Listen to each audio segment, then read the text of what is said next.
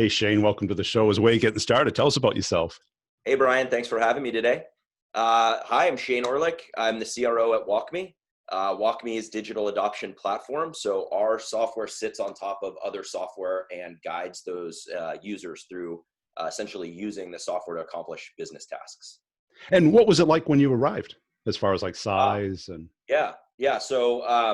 So I can't tell you exactly how big we are, but when I got here, we're small, or we're about high 30 million ARR company. We were selling mostly transactional sales. So we would go into big companies, but we would sell departmental enterprise. We'd land in sales ops. We would sell WalkMe on top of Salesforce or on top of, maybe SuccessFactors or Workday.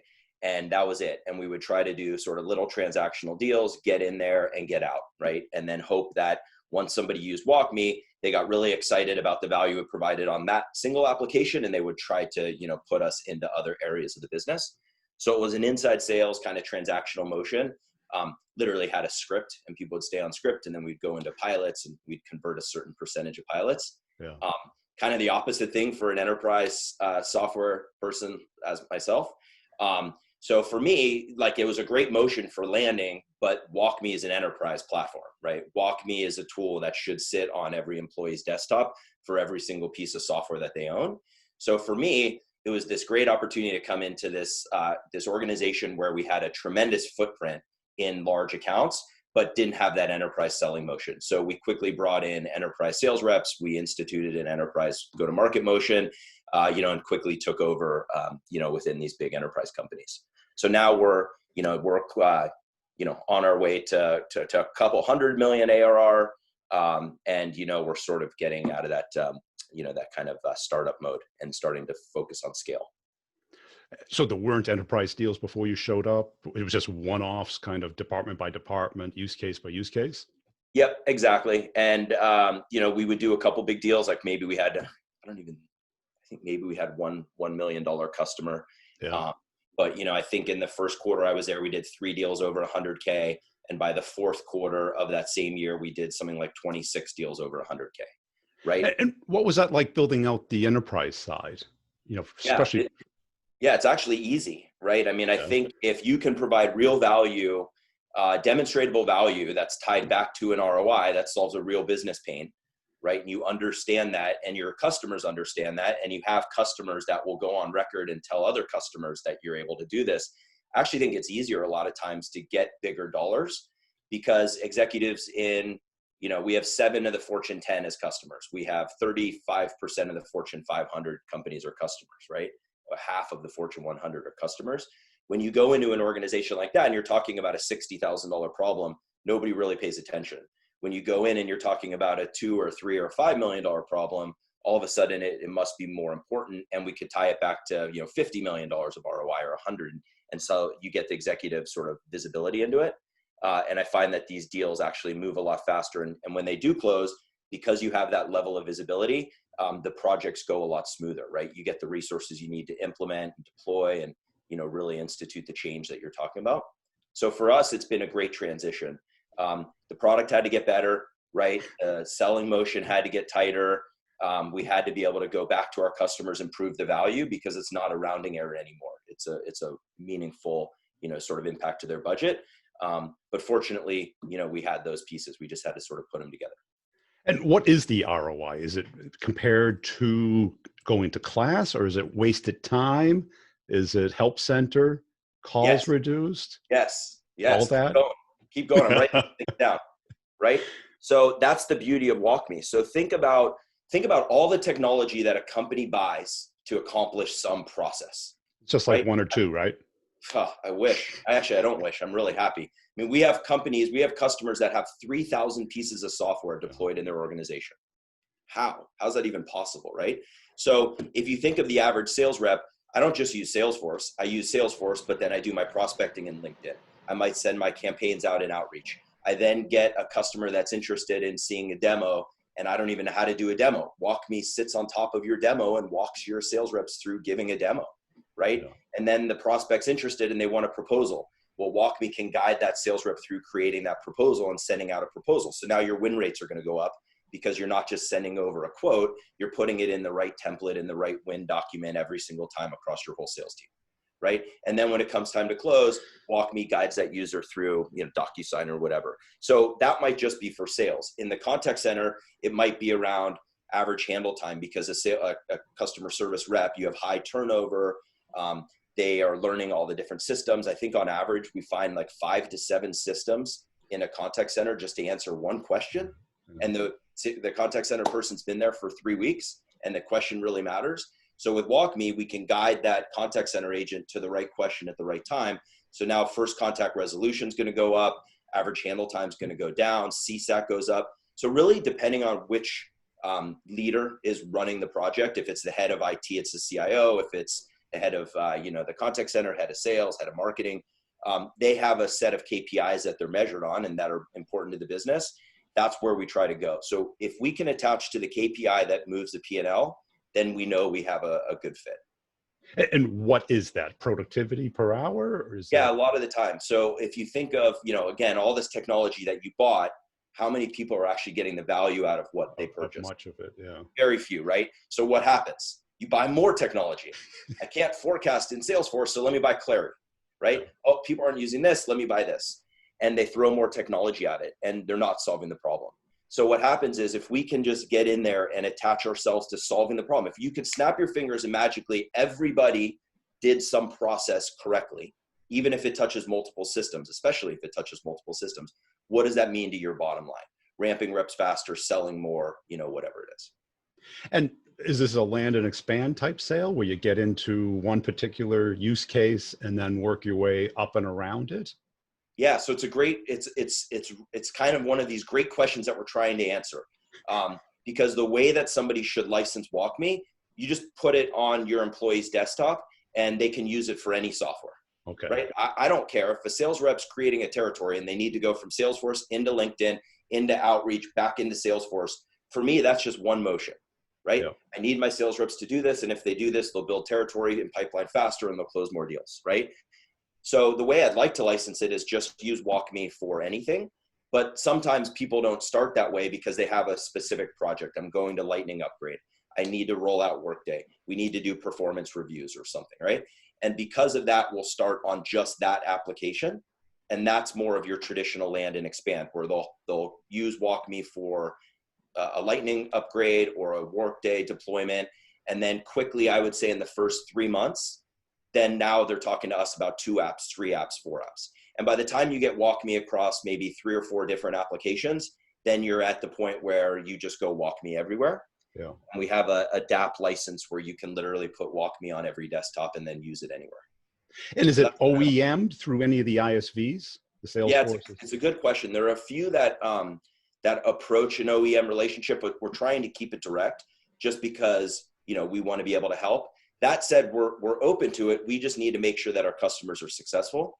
Yeah. Once a partner shows that they can actually manage it and deploy it and represent, then we're fine to, talk about different relationships. But for the most part, it's a direct selling motion, and it's more of a referral type of agreement with the ISVs. Some of them, want to use this as a revenue generation opportunity. Others don't care. They just want happy customers. Like if you think about WalkMe's mission, literally our mission is to make ISV customers more successful in their product, or else we churn a customer. If I can't make a Workday customer, right, happier in Workday with WalkMe, then they're going to cancel my subscription. They may stay with Workday, right? But WalkMe is irrelevant. So literally our whole mission in life is to make our partners' customers more successful, which obviously leads to retention. It leads to expansion. It leads to all the good things that SaaS companies care about. And what do you typically run into in these large enterprise deals? Is it that they don't see it as a must-have versus a nice-to-have? Is it usage? Great question. I think the biggest thing is that we're creating a new category. Yeah. And so people see it, excuse me, and you instantly get it. You instantly understand, wow, this is a way better way than, whether it's a training person thinking about inline performance support, whether it's the CIO trying to manage 1,000 different applications across, 50 different business units. Everybody understands the value very quickly of WalkMe. The challenge that we run into is just that it's not a budgeted initiative. Nobody woke up thinking I need a digital adoption platform. They may go to sleep thinking that, hopefully, if we do our job, right? But now we have to attach to a project that's going to, affect the P&L and build and sell, right? And go help them understand the value, help figure out where the budget's going to come from, and then, kind of start and expand from there. Fortunately, once it happens, we say like what's been seen can't be unseen. So fortunately, when people see WalkMe, they make an emotional connection to what we're doing and the mission, and they get behind it. And then we're also, I'd say our secret sauce is our customers. We have a lot of really happy, very loyal customers that say great things about us. So when those prospects or, new customers start to talk to other customers, they hear lots and lots of different use cases. And then it sort of, kind of grows like wildfire. And what is that typical trigger event? Is it a implementation of a new ERP or new CRM, a new marketing automation system? Yes, exactly. So it's all over the board. It could be an upgrade. Somebody's upgrading to Lightning. They're having to upgrade to Lightning, and they need a way of doing that to 10,000 sellers or 5,000 sellers or 20 sellers, right? That need to know how to use the tool. It could be a new purchase. Somebody's rolling out, outreach, or somebody's rolling out, Workday for the first time, and they don't have the bandwidth to go train. What we're seeing today, as you would imagine, with work from home and COVID, is that this vision of digital adoption and digital transformation, we've been talking about it for 6 or 7 years, right? In the last 3 years, Gartner started to talk about it, and Forrester's talking about it, and all these analysts and smart people are starting to talk about it and say it's important. But it's always been this like 12 to 18 months, 12 to 24 month initiative.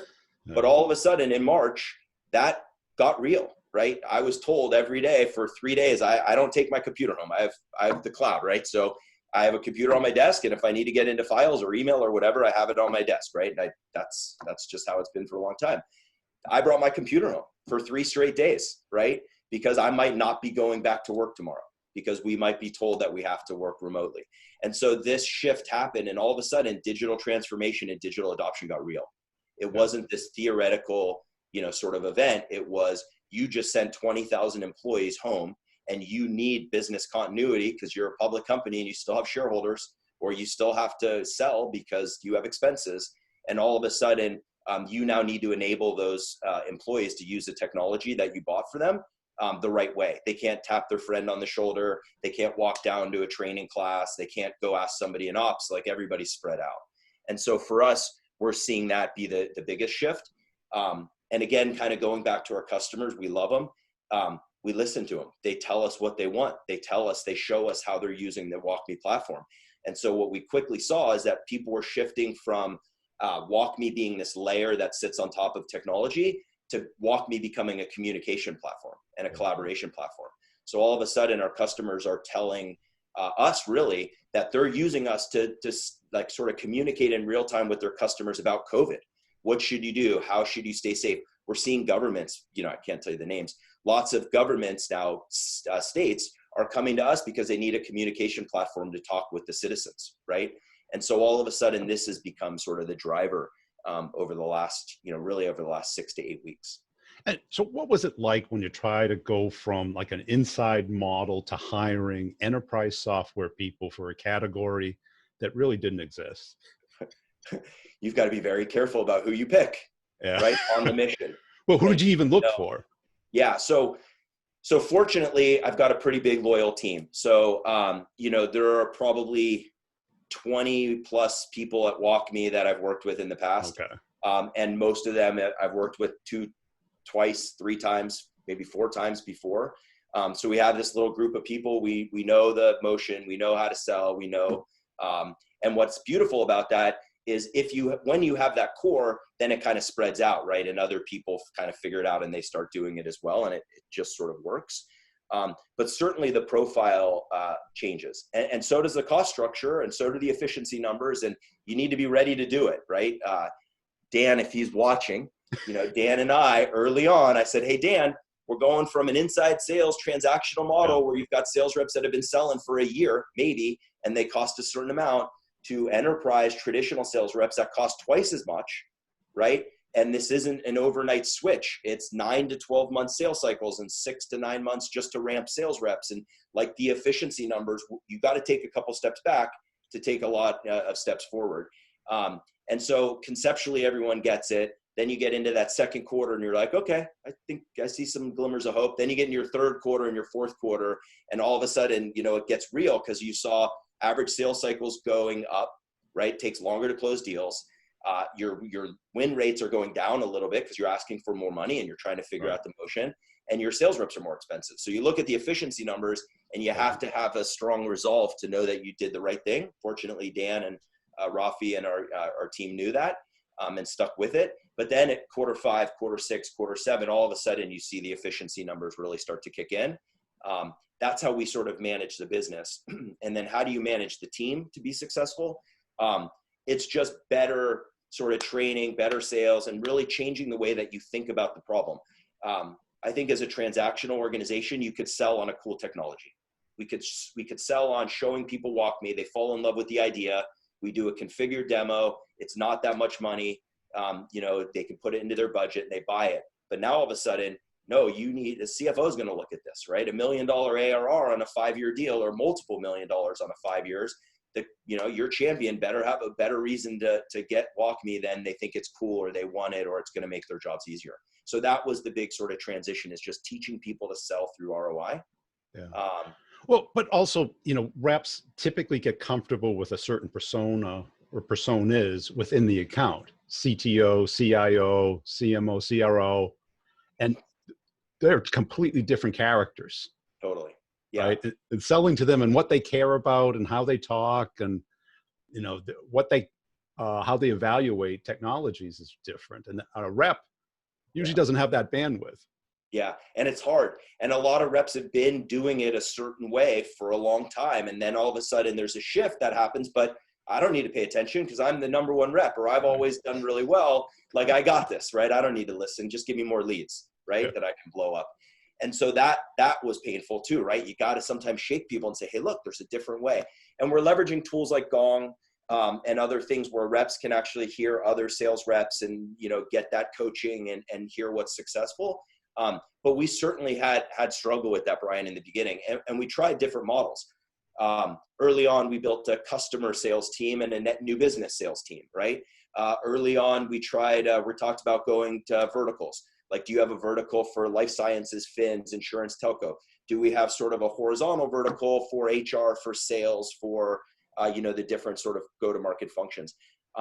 What we found out, though, is that would make, I think, that sales rep better at that problem, but it really dilutes the value of WalkMe, because the value of WalkMe is that WalkMe lives everywhere. Like, pretty much almost every financial services company is a customer of ours. Same thing as life sciences, same thing as retail. Right. And so being able to just teach the rep how to put themselves into that persona's sort of profile and a day in their life, and then leverage other customers in their industries, that had a bigger return for us. So we just became stayed as generalists. So how did the top reps figure that out? So they got a territory, there's a huge install base, but how do they take a tiny little island of usage within a big account and get a meeting with an executive? Yeah, it's interesting.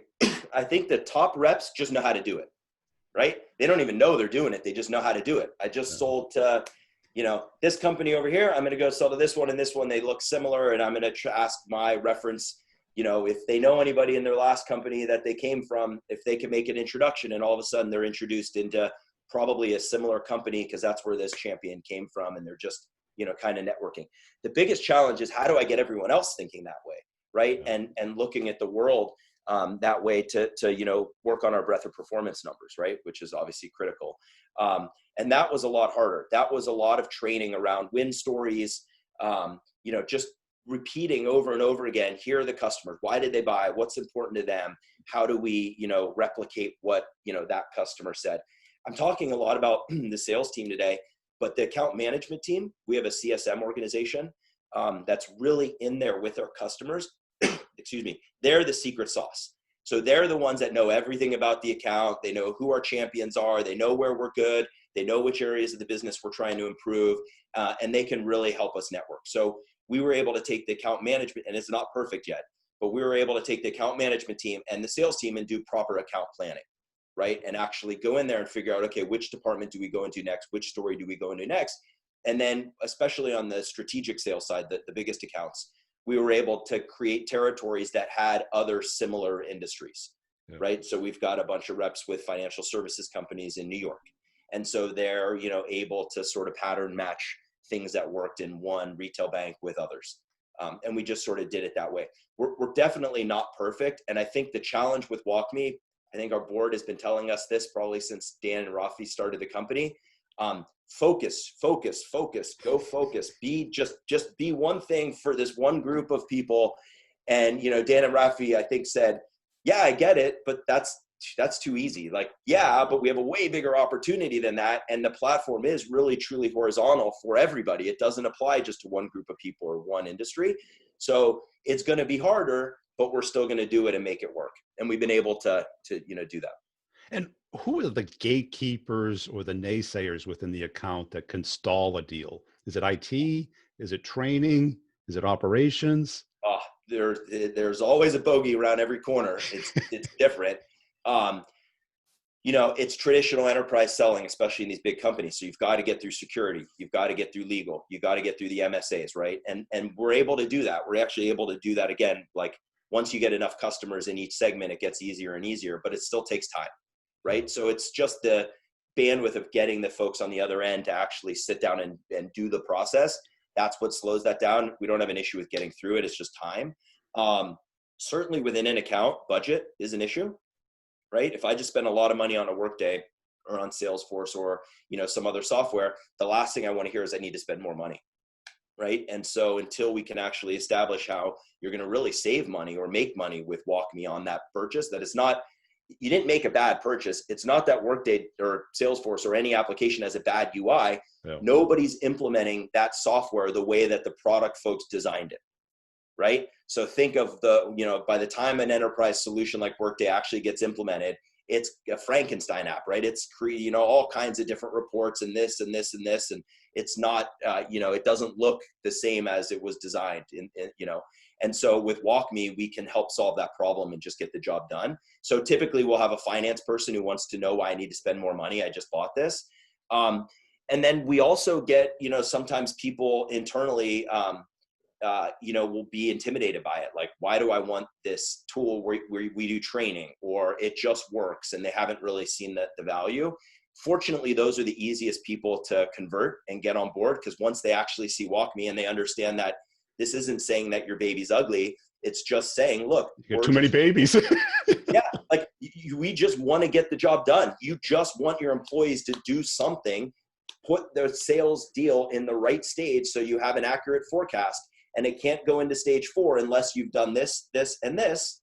And WalkMe can provide that guidance so that we can lock it down. Now you have an accurate forecast. And all of a sudden, those people start to get really excited about it. And we go to phase 2, which is finding the money. And then you go to phase 3, which is getting the approvals to get the contract done. Well, let's talk about finding the money, because I'm sure you're talking to people who have the money. It's just not in the right place. And there's no place for you, right? Yeah. So you have to kind of take it from someplace. Yeah. So one of the biggest, I'm a big MedPick fan. So for those MedPick fans out there, McMahon, if you're listening, buddy, this one's for you. But the champion, right, is the person that gets excited about the product and about the value, right? The economic buyer is the person with discretionary use of the funds. They can buy whatever they want. They got a pool of money. You just need to convince them that they should buy your product.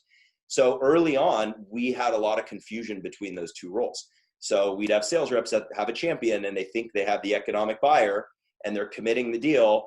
And then their champion goes to the economic buyer and finds out that they're not willing to spend money, even though they had budget maybe, right? So we've gotten really good at finding the person with discretionary use of the funds and then putting it back into a framework that makes sense, an ROI framework that says, hey, I'll give you $1, you give me a dime, right? Yeah. And just sort of doing that over and over again.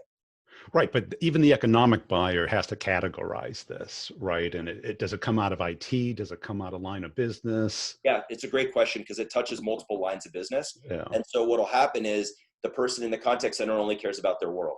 So they just care about putting us on a table or whatever, right? And then you've got the sales team that just wants to spend their budget on the sales applications. So what happens is we need to get to the CIO.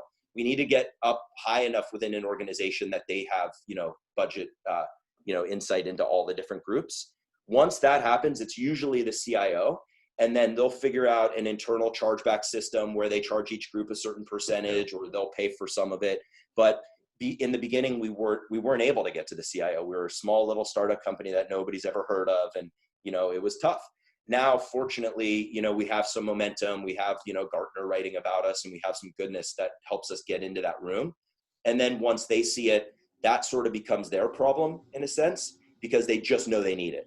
Yeah. So the CIO says, I've got the head of the contact center telling me they've got to get emails and telephone calls down, and they need better systems because their agents are spending too much time to create a ticket, or they don't know how to do it. Wow, that solves that problem. And then over here, I don't have any insight into all the different systems that I'm running as the CIO. With WalkMe, we give you analytics, if you choose to use them, on every single piece of technology that WalkMe's on top of. So I can literally tell you every system that's running, where people are using it, how they're using it, where they're clicking, where they're getting stuck, what they're trying to do, and then I can go in and optimize that employee experience, right? A CIO sees that and says, wow, this is a game changer. This is a spotlight that you're shining on my digital stack that I've never been able to see before, right? Yeah. And they just want it. And then they kind of help us figure out the different channels. But it's different every time. That's the challenge. And so do you feel like you've nailed down the sales process and kind of... we're perfect. We got it. Cookie cutter. CFO and CEO, they'll tell you we're perfect. Our efficiency numbers couldn't be better. No, we haven't, right? I mean, it's something that we're always figuring out. We're like obsessing over it, right? Yeah. Even to the point where we're now trying to look at BDR conversion activities.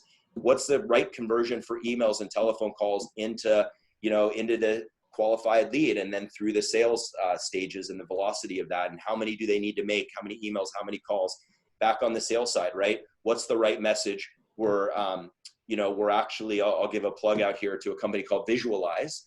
That's a value selling, partner. We're working with Visualize now to actually rethink our sales stages, our qualification stages, and then mapping that back into our sales tools so that, we're getting tighter around that. And then obviously a big thing for us is personas. What's a day in the life of the head of IT, right? The CIO, the head of HR, the head of sales, and then if we can sort of visualize what they think and how they go through life, then we could target our qualification and, methodology and qualification questions around that. We could target our demos around that. Because the challenge with WalkMe is we really can be such, we can really work anywhere, right? Yeah. And so because it can do almost anything, we really need to help our customers focus on the first couple projects. And so that's where we're focused on personas. But that's probably the biggest challenge to efficiency, is just, with the leads coming in from all over the place, and with sales reps, like you said, that are more comfortable selling a certain way or to a certain profile, how are we, tightening down that sales flow? Cool. Hey, it's been a fun conversation. I appreciate your time. Where can people go to follow you? You could look me up on LinkedIn. I'm not really big on social. This is, I did the show because you're awesome. And I love the fact that you do this for salespeople and for sales leaders, and, that you're helping and you're giving back. That's really important to me. But mainly just LinkedIn. And if you can text me. Everyone text me. That's how you get a hold of me. But cool.